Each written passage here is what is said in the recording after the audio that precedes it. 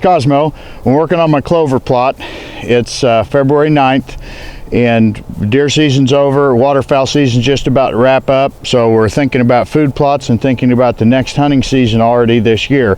I'm planting clover today, and when you go to, I just went to the co-op, it's red clover, and you can get a little bag of inoculant, and it's just like a little dark brown powder, and you just mix it in there, and it allows it to fix nodules and nitrogen much better. I just mix it up in a bucket, and it's very, very, very fine.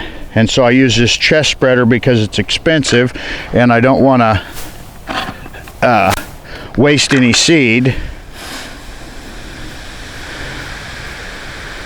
And I always pour that in the food plot, so if I spill some, the seed goes where it's supposed to.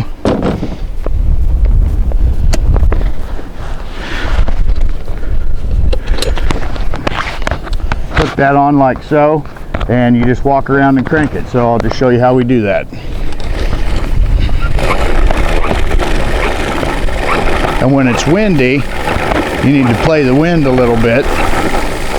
And I'm just overseeding and sprucing this plot up so that we've got a good amount of clover for the deer come this summer and next hunting season. You don't need any equipment. It's really pretty cost effective on that. This is called frost seeding. The natural heave and thaw of the ground as it freezes and thaws here in the spring will take this little tiny seed and plant it at about the right depth.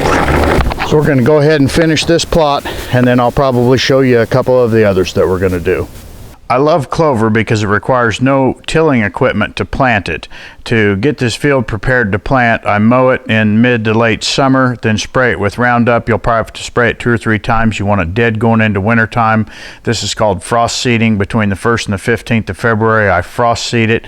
The heave and thaw of the ground takes that tiny seed in at almost the perfect depth for planting, and then you receive any snow and any early spring rains, and it really helps the clover grow up better than if you tilled later in the spring. I also buy all my seed for virtually all my food plots from the co-op. They're a wealth of information on how to plant, when to plant.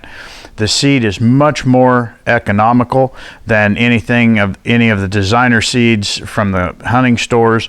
So I like the co-op. I really like clover. It takes minimal equipment, and all you have to do is mow. So go out there and plant your food plots, buy it from the co-op, and save a ton of money. Well, that's it. We just planted 100 pounds of red clover. No equipment. The only equipment I used was this chest spreader. I think I paid $110 for it 12 years ago. It's still going strong. So the equipment that's required to do clover is very minimal, and we'll show you a little later on how we mow it in the summertime and keep it nice and healthy, and so we can have a great food plot to hunt this next fall. Mowing my clover plot today. In early February, we overseeded this plot. We've gotten great rains this spring. It's grown very well, and the deer haven't been able to keep it mowed down, so I'm going to do that right now, and I'll show you how I do that with my ZTR.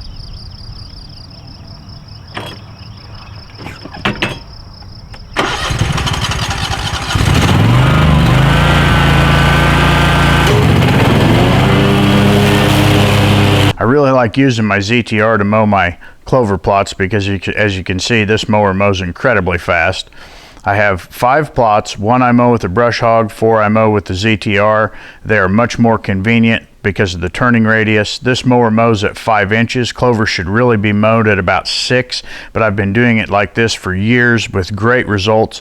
You keep the weeds and the grass down by mowing, and you keep the clover short, and it doesn't get stemmy and hard, and it remains palatable, and the deer really seem to hit this hard after I get done mowing it. So that's all the maintenance you need to do.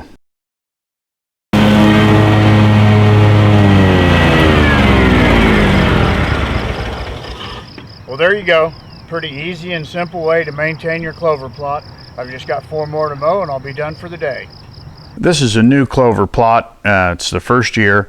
and it's got some holes in it and it's spotty.